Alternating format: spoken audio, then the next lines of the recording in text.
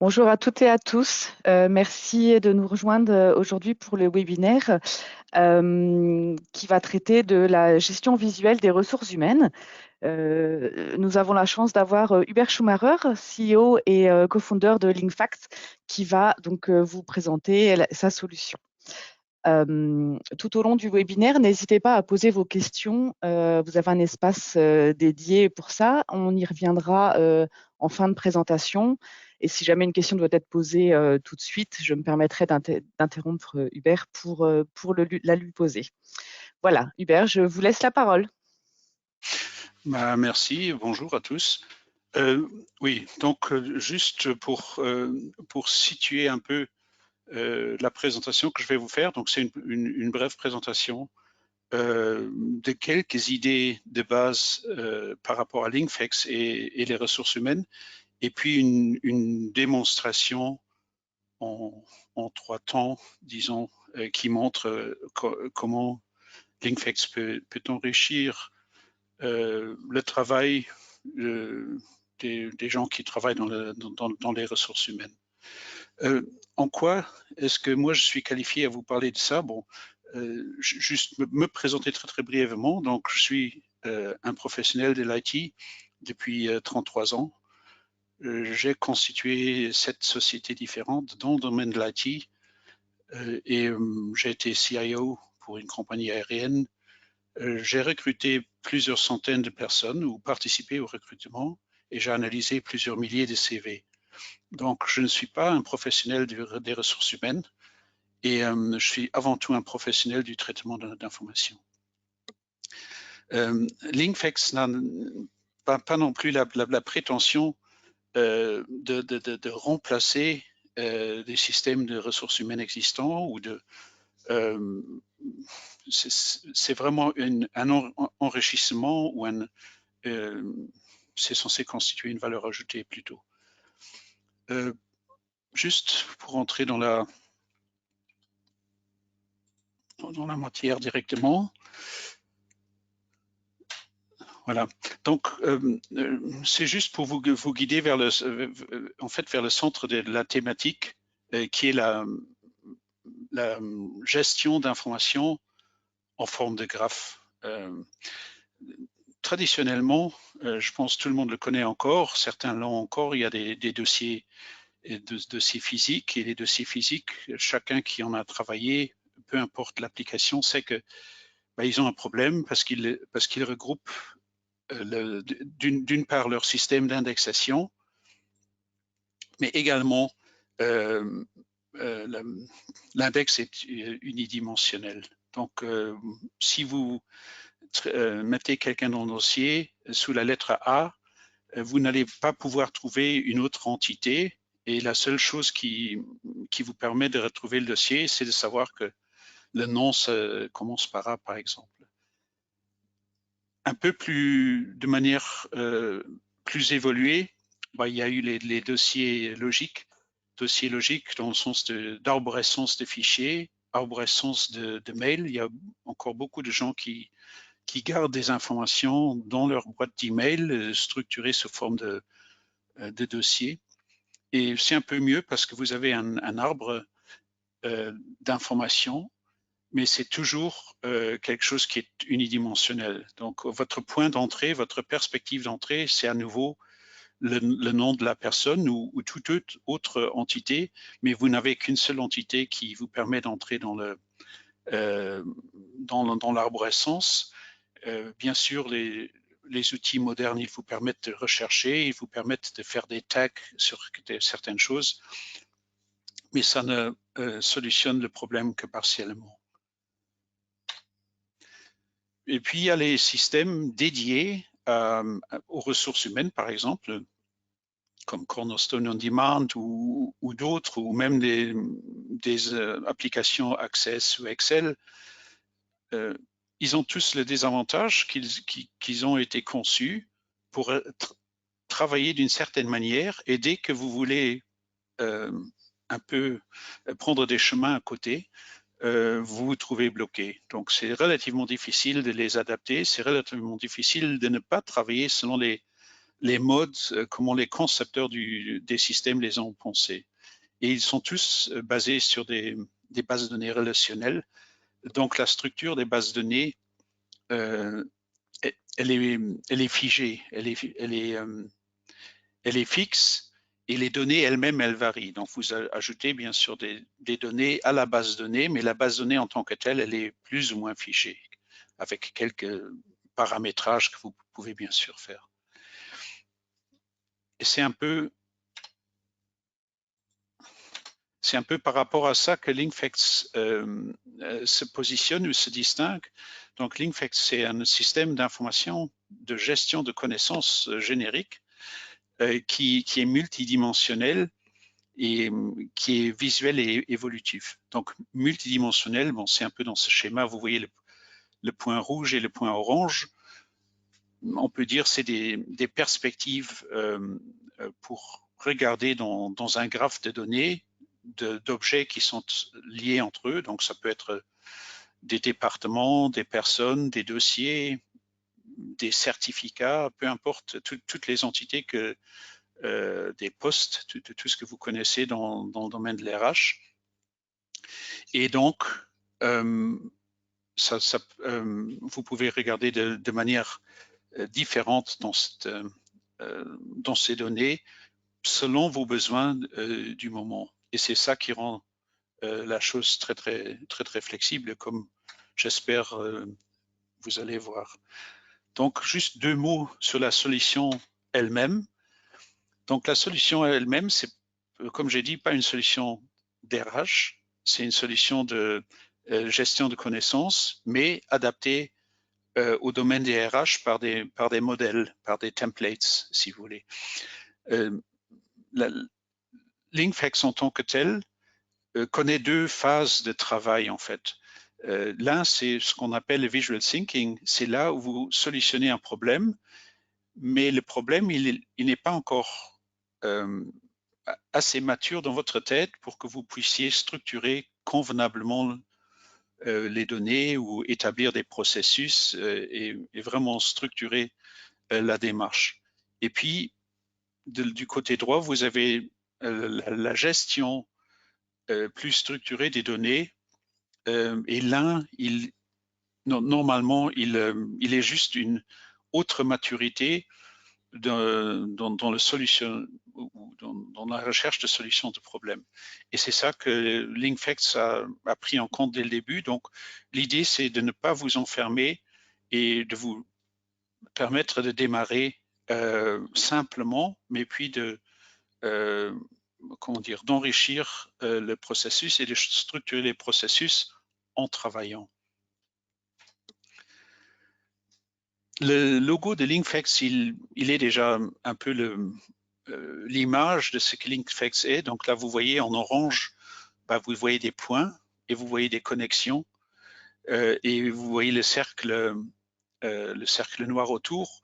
En fait, le cercle noir, vous pouvez dire c'est un graphe et les points, c'est des nœuds et les connexions, c'est ce que nous appelons des connexions. À ces nœuds et à ces connexions, vous pouvez attacher des données, vous pouvez attacher des fichiers, vous pouvez attacher des liens sortants ou des liens vers d'autres systèmes ou vers d'autres dossiers externes. Et donc ça, c'est plus ou moins la structure d'organisation de toutes les données dans LinkFacts. LinkFacts a la prétention d'être simple, d'être visuel et d'être très flexible. Et en fait, les activités que vous pouvez faire, c'est collecter, capturer de l'information. Donc typiquement, par exemple, dans l'RH, quand vous recrutez quelqu'un, vous aurez les candidatures et elles viennent par différentes voies. Et à un certain moment, il faut en faire quelque chose. Vous pouvez mapper ces informations, vous pouvez l'organiser, sauvegarder, et puis vous pouvez les naviguer, les rechercher, mais aussi les partager. Si par exemple vous pensez à un cas d'un recrutement, partager avec les gens du métier qui recrutent la personne peut être une option intéressante. Et ces personnes ou ce groupe de personnes, il peut changer à tout moment pour chaque profil, il peut être différent.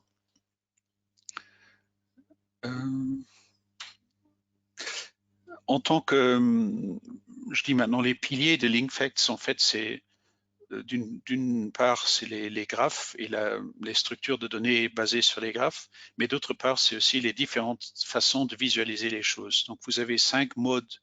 En gros, vous avez 5 modes de visualisation. C'est le concept view où tout peut être connecté à tout. C'est la mind view. C'est le mind view, vous connaissez tous les cartographies mentales. Ça ressemble fortement à ça. C'est la vue texte ou plusieurs vues texte ou en forme de tableau.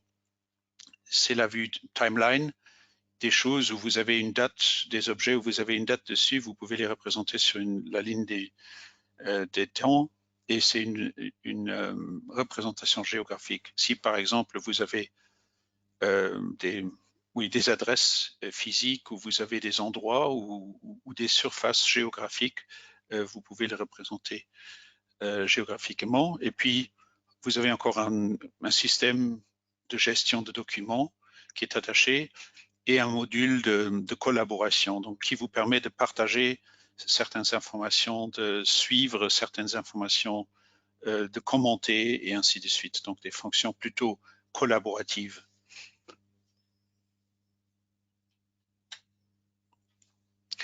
Oui, pour la démo, il y a 2 ou 3 petites démos que je voulais faire. La première, c'est vraiment la démo d'un organigramme multidimensionnel.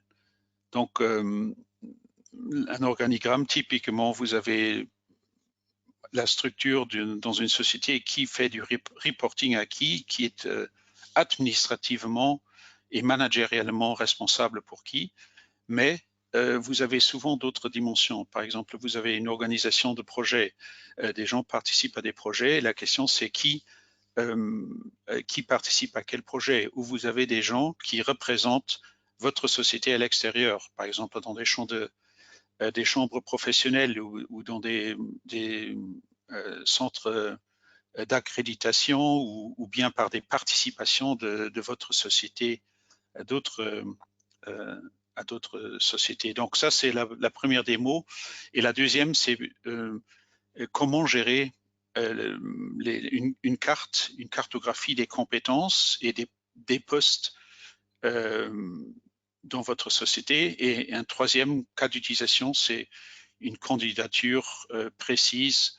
Bon, là, dans l'exemple, on cherche un CIO, mais ça pourrait être tout poste, et seulement expliquer comment LinkFacts peut vous aider là-dedans. Donc, pour la démo, je dois d'abord revenir ici. Je peux fermer. Là, ce que vous voyez, donc là, je me suis logué, je suis déjà logué. Ce que vous voyez, c'est simplement des graphes. Et là, il y en a 3, les 3 exemples dont je vous ai parlé, que vous voyez. Bon, les graphes, ils ont une image qui permet de les retrouver plus facilement. Ils ont un titre. Bon, là, le titre est un peu long parce que j'ai mis R carré webinar RH. La société s'appelle Acme. Et puis, il y a le recrutement d'un CIO. Ici, il y a les skills and profiles. Et là, il y a le org chart. Donc, on va commencer par cela. Si vous avez beaucoup de graphes, donc premièrement, LinkFacts est organisé en organisation. Donc là, on est dans une organisation démo, mais je pourrais changer d'organisation et vous verrez d'autres graphes. Donc, c'est partitionné par organisation. Donc, une organisation, ça peut être une société, mais ça peut aussi être une société qui a plusieurs organisations pour mieux partitionner les données. Et puis, à l'intérieur de cette organisation, vous avez vos graphes que vous voyez, mais vous voyez aussi les graphes qui ont été partagés par vous, qui ont été partagés avec vous, et dans la community. Donc, dans ce cas-ci, elle est vide, comme il n'y a pas d'autres utilisateurs qui ont partagé quelque chose, mais si vous trouverez les choses qui concernent l'entreprise.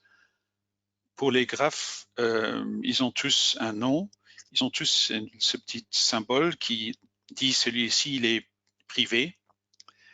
il peut être aussi public et il peut être partagé avec plusieurs personnes ou avec des groupes, des teams, comme on les appelle.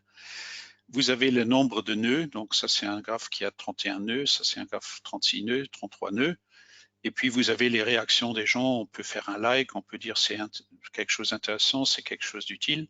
Et vous avez l'auteur du graphe, également une description, donc ici, description exemple d'un organigramme à multiples dimensions, et des tags.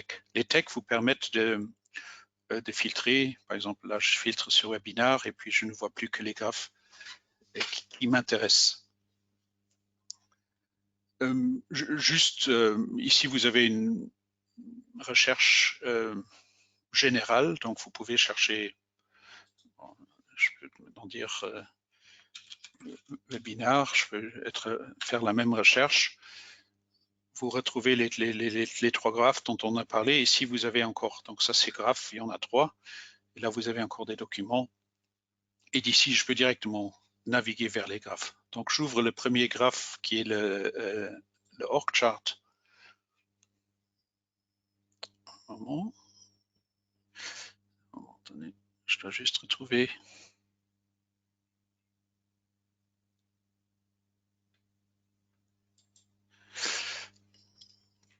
Voilà. Donc, tout d'abord, bon, j'élargis un peu là, mais j'élargis un tout petit peu. Tout d'abord, ceci, ce n'est que la vue d'entrée. Donc, elle peut changer. Vous allez voir comment elle change. Juste expliquer rapidement ce qu'il y a sur l'écran. Donc, en fait, ici, vous avez une barre à outils et 3 modes d'utilisation. Donc, il y a la navigation. Donc, la navigation, vous ne voyez rien d'autre et c'est juste pour naviguer dans des graphes. Vous avez un mode d'édition qui vous permet d'ajouter des nœuds et de modifier ce que vous voyez. Et puis, vous avez un mode de sélection qui vous permet de sélectionner. En haut, vous avez des actions contextuelles qui, pour la vue montrée, qui font du sens. Et puis ici, vous avez un zoom où vous avez un plein écran. Et ici, vous pouvez choisir entre différents modes de visualisation et encore quelques settings pour les modes de visualisation. Par exemple, celui-ci, mode de visualisation, cartographie, je peux simplement dire, OK, je vais le voir dans l'autre sens, ou je veux le voir différemment, je veux espacer différemment, et ainsi de suite. Donc, il y a certaines. Je vais voir les connexions sortantes ou entrantes, ou dans les deux directions, et ainsi de suite. Donc, tout ça, je retourne à la représentation initiale. Donc, ça, c'est un peu les différentes parties. Et ici, en bas, vous avez la possibilité de définir des filtres, de définir des groupes. Donc, en fait, d'agir sur ce que vous allez voir dans ce graphe bien précis qu'on vous montre. Il y a encore ici une zone de commentaires sur le graphe. Bon, là, il n'y a pas de commentaires. Il y a la possibilité de réagir au graphe, la possibilité de le partager. Puis, il y a une zone de notification. Donc, ici, j'ai eu quelques notifications. Et par exemple, ce graphe, je l'ai partagé avec un utilisateur qui l'a accepté et où je vois maintenant qu'il voit le graphe. J'ai aussi importé quelques données pour ce graphe par Excel. Donc, il me dit que ça a été fait. Donc là, toutes les informations utiles. Et puis encore, là, vous avez le profil et différentes choses.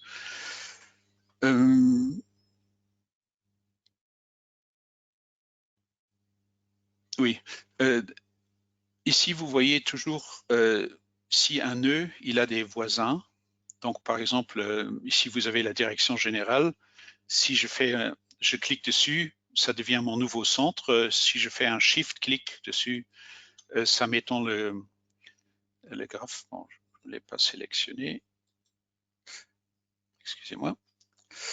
Donc, ça m'étend le graphe. Et là, pareil, donc je peux dire, OK, le marketing, je veux l'étendre. Je peux à tout moment basculer vers une autre partie du graphe, donc en disant je change de la racine, donc maintenant j'ai la racine ACME et je regarde les relations sortantes, donc outgoing, mais je peux très bien dire, OK, je veux, je dis maintenant, je prends la direction générale et je veux avoir aussi les relations entrantes. Donc il est attaché à ce nœud, il a ces nœuds qui sont attachés et comme ça vous pouvez facilement naviguer tout le graphe. Donc ça, simplement en cliquant dessus, vous pouvez aller voir, OK, ça c'est le project management, et ça, là on est dans le projet service froid au Kirchberg, par exemple, avec un sponsor et quelqu'un qui est responsable pour le projet.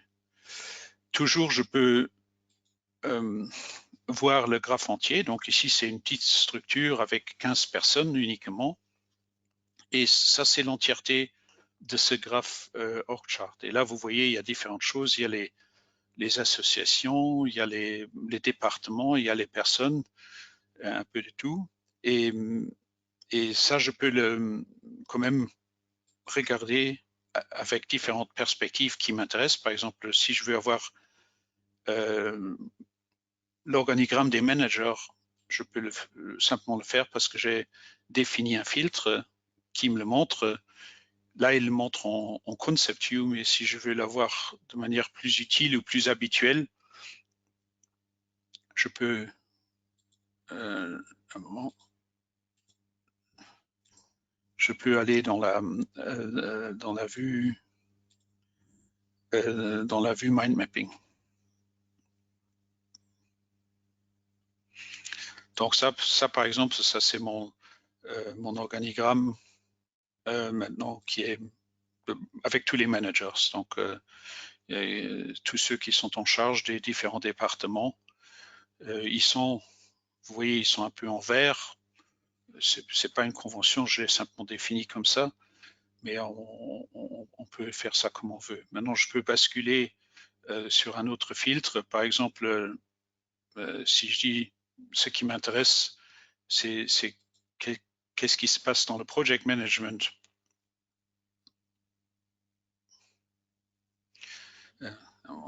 Donc, je bascule sur project management.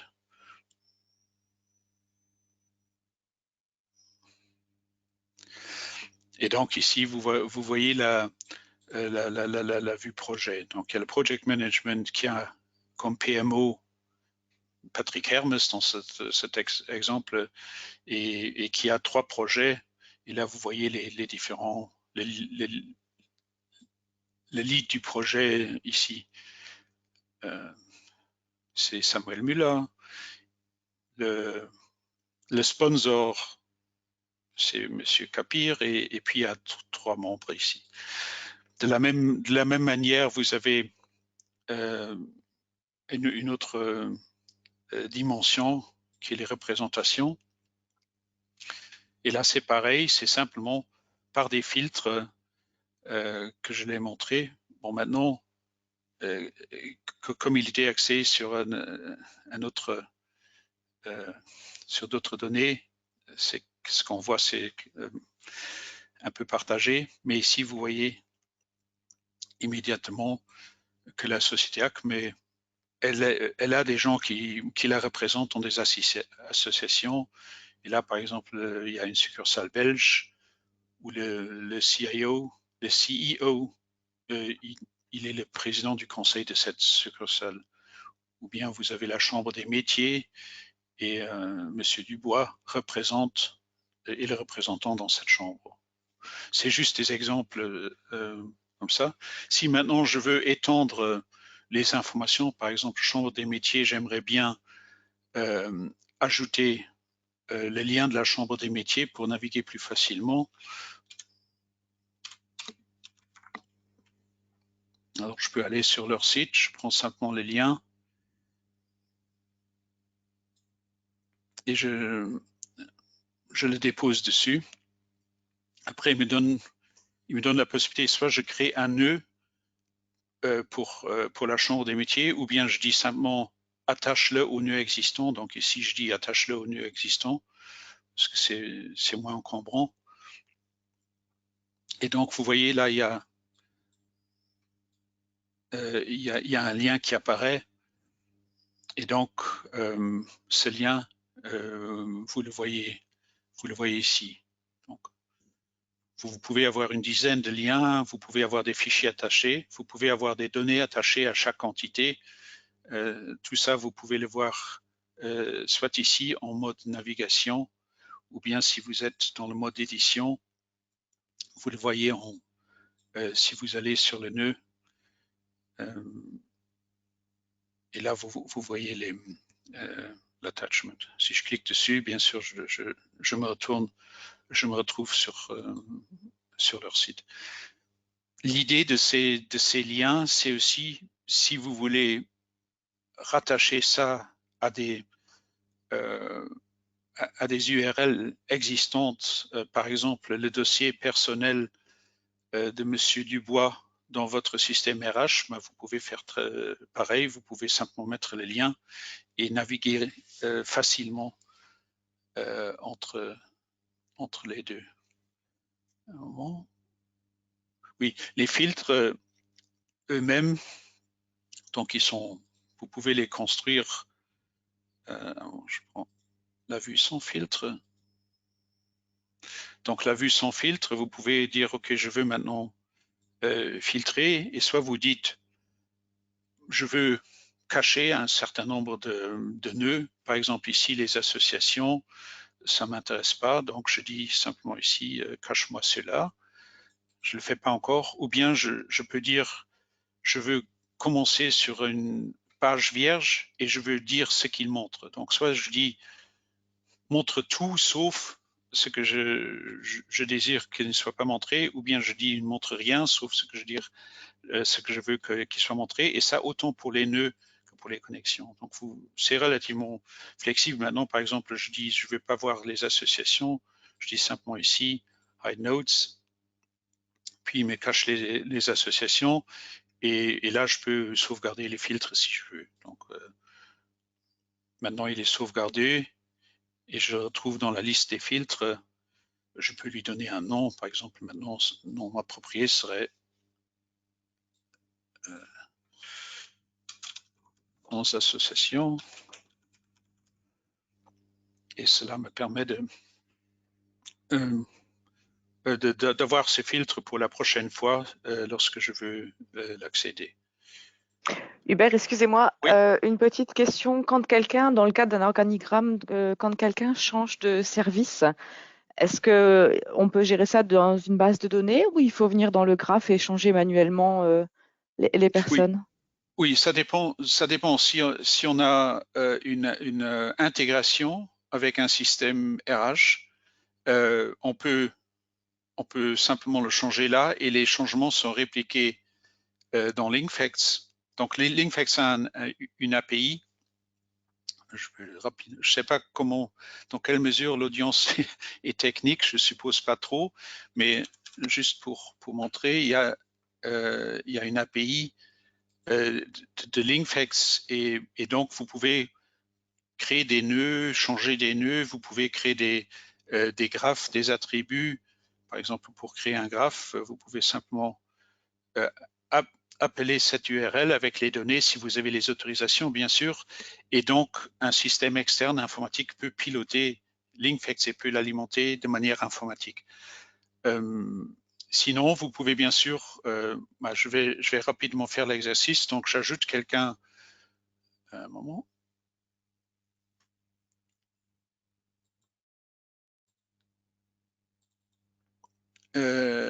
J'ajoute Anne Mercier au service froid. Donc j'ai simplement pris sa photo, mais j'aurais pu prendre un document ou le créer à la main, mais je peux simplement prendre sa photo, et puis il me demande est-ce que tu veux créer un nœud? Oui, je veux créer un nœud. Ça, c'est pas un manager, mais c'est c'est une personne avec photo. Et encore la question, comment je veux que ce soit lié. Je dis part of. Je pense que c'est ce que j'ai que j'ai utilisé. Et donc, il me le rajoute. Donc, mais ça, c'est à la main. Mais bien sûr, vous pouvez faire différemment. Vous pouvez aussi. Donc là vous voyez, la dame a été ajoutée. Et vous pouvez aussi faire un export, par exemple, par Excel et alimenter le graphe par Excel si vous voulez. Ça, c'est une autre possibilité que vous avez. OK. Est-ce que ça répond à la question? Oui, je pense que ça répond à la question qui a été posée. Merci Hubert. Oui. Donc, oui, après, bon, je prends encore la vue sans filtre. Donc, j'ai tous les éléments dessus. Après, vous avez les différentes vues. J'avais dit un mode timeline.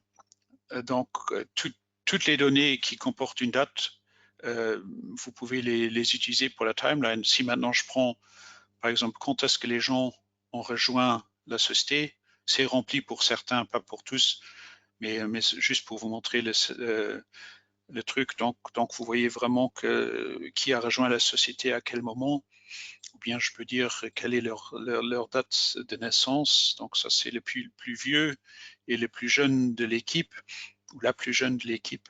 Donc, comme ça, vous avez la possibilité de voir les données différemment. La même, qu'est-ce que je suis en train de faire? La même manière, vous pouvez prendre la représentation géographique. La représentation géographique. Et là, par exemple, ça, c'est les gens où il habite. Et de là, maintenant, Samuel Müller, il habite à Trèves. Et de là, je peux reprendre sa fiche et de là, je peux repartir, par exemple, sur la vue conceptuelle. Donc, vous voyez qu'il travaille dans le service IT et qui participe au projet industriel Edge. Et de là, je peux, de la même manière que tout à l'heure, je peux étendre le graphe et naviguer librement dans le graphe comme je l'entends. Une autre vue, oui, non, je vais les montrer tout à l'heure. Bon. Je passe à l'autre exemple. Donc, c'est juste pour vous donner des idées. Oui, la question encore, pourquoi, d'où sortent ces définitions de connexion et d'icônes et de logos et tout ça? Ben, vous pouvez le définir. Dans ce cas-ci, j'ai pris un modèle et quand je regarde la graph hierarchy, donc la graph hierarchy, c'est la dépendance de graphe. Donc, un graphe peut reposer sur un autre graphe qui peut reposer sur un autre graphe. Dans ce cas-ci, celui que je vous ai montré, bah, il repose sur le template OrgChart et celui-là, il repose sur le template OrgChart pour individuel, donc pour personne, et OrgChart pour entities. Donc, comme ça, je peux facilement utiliser des templates, mais je peux aussi étendre le graphe. Je vais vous le montrer avec les autres graphes tout à l'heure. Et donc, cette hiérarchie des graphes, elle nous permet d'utiliser des types de nœuds et des types de connexions qui ont été définis dans ces modèles. Donc là, le OrgChart individuel, ce template dont je vous ai parlé, bah, il définit toutes ces entités ici, donc un groupe de personnes, un manager en icône, un manager en photo, une personne en photo, ça c'est les deux qu'on a utilisés pour les personnes, ou bien une personne en icône, une deuxième personne en icône, et un rôle avec un petit tag comme ça. Et l'autre template c'est les entités. Vous avez une organisation en icône avec un logo. Donc, tout ce que vous pouvez penser. Et ça, vous pouvez étendre. Si maintenant, par exemple, là, j'ai ajouté le PMO dans le graphe actuel, donc qui n'est pas dans le template, mais je l'ai simplement ajouté. Si je veux ajouter une autre entité, je peux simplement le faire en cliquant le plus ici et puis choisissant, par exemple, si je voulais mettre les chiens, disons j'ai une société de gardiennage et qui a vraiment des chiens pour ou une organisation de police qui a des chiens pour les drogues, par exemple, alors je pourrais dire, OK, je fais un type de nœud chien.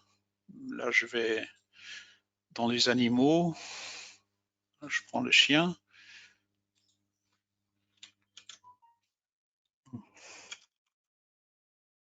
Je l'appelle simplement chien.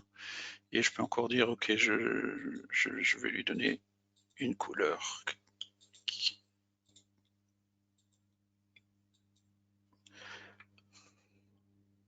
Voilà, et le rendre un peu plus grand. Voilà. Hubert, si Oui, je peux me permettre, il nous reste 10 petites minutes pour la oui, présentation. oui. Donc, si vous avez Je encore deux bascule, oui, autres. oui, oui, Oui, tout à voilà, fait. merci.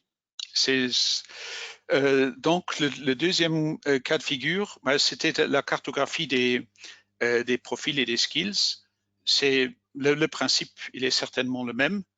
Vous voyez, c'est presque une image similaire. Et là, à nouveau, il y a des filtres que j'ai définis. Par exemple, j'ai pris les profils. Dans ce cas-ci, donc ça, c'est les profils.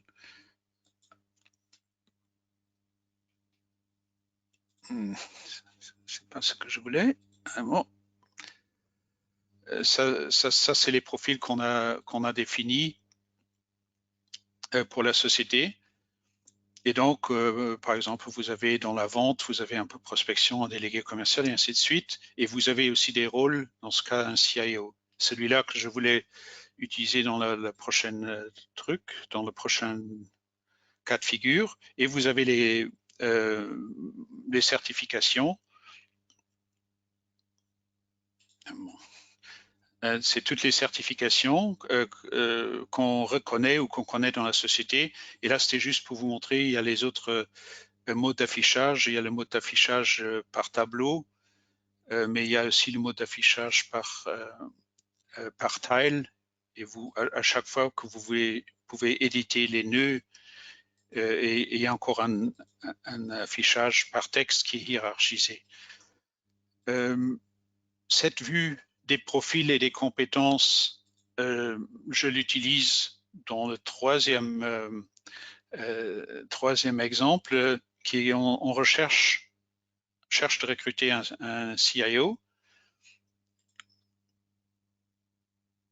Et donc là, je reprends la hiérarchie des graphes juste pour vous montrer. Donc là, j'ai simplement utilisé ce graphe que je vous ai montré d'abord, et celui-ci il se repose là-dessus. Donc il étend ce graphe-là, et je peux simplement mettre ce que je veux. Dans ce cas-ci, ce que j'ai ajouté, c'est les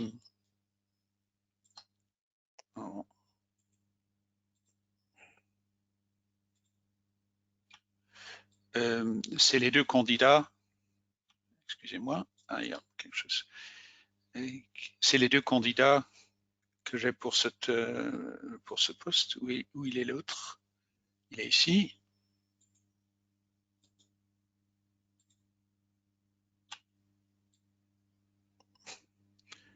C'est les deux candidats. Et en fait, la question, est-ce que les candidats remplissent les critères que j'ai définis pour le poste de CIO?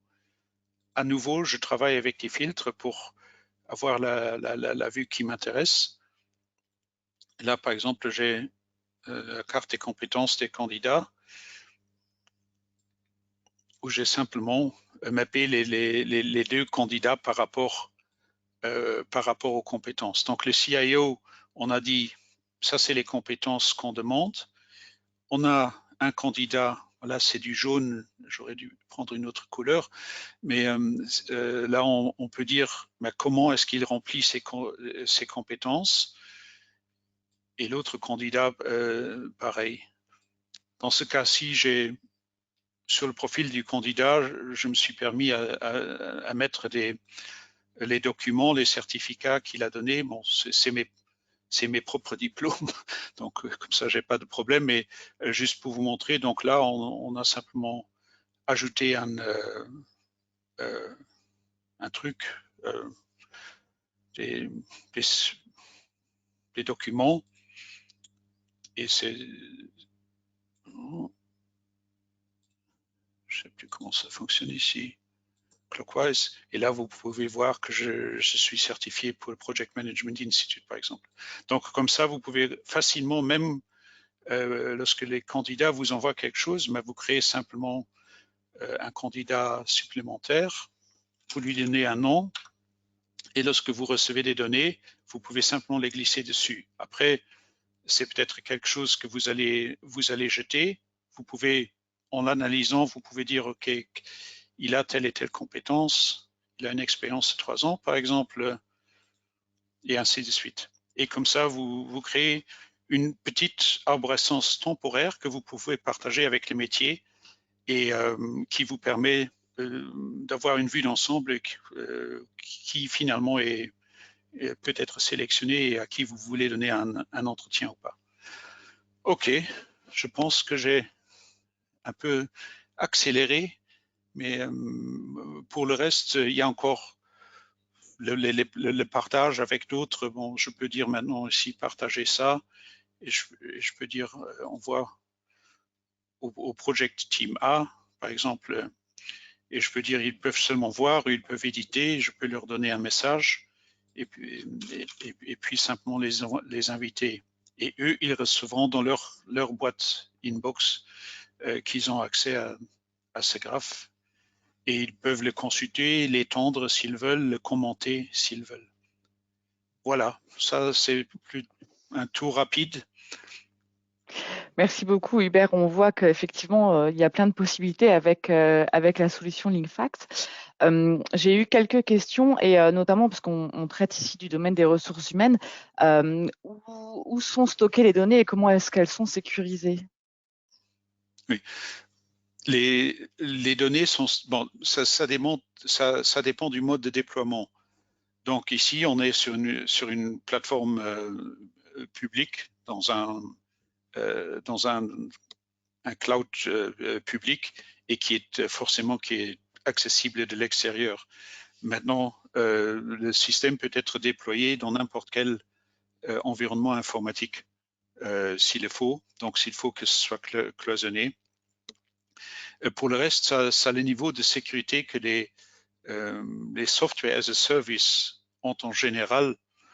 Donc c'est localisé dans des centres d'hébergement hautement sécurisés.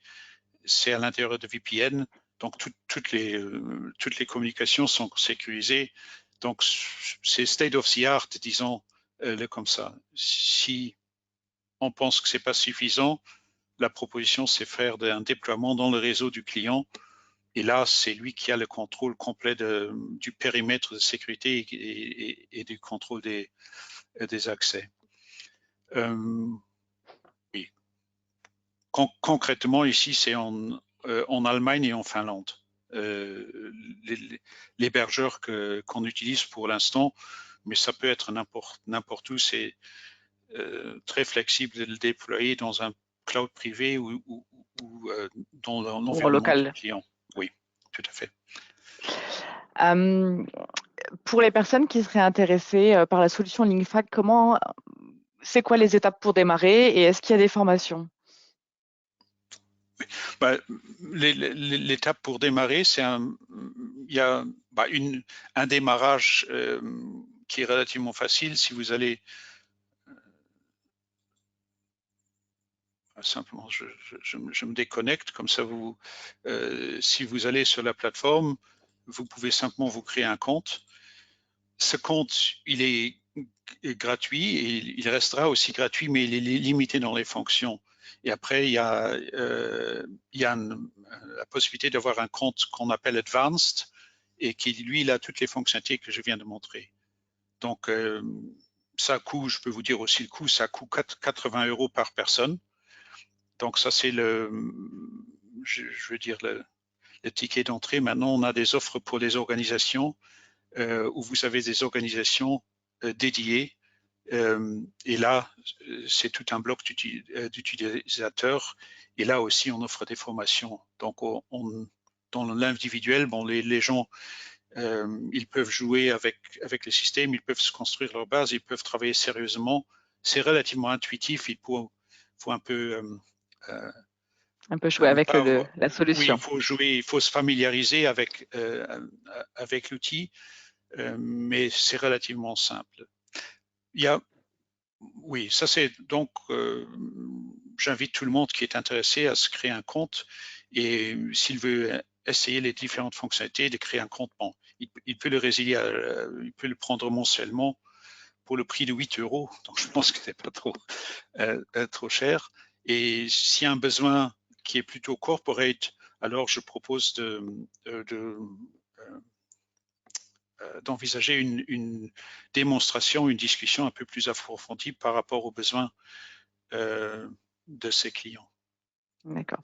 Et une toute dernière question. Tout à l'heure, vous parliez de lier LinkFact avec des systèmes existants. J'imagine que LinkFact a des API que vous pouvez lier avec des solutions tierces peut-être connues de gestion Oui, de ressources humaines.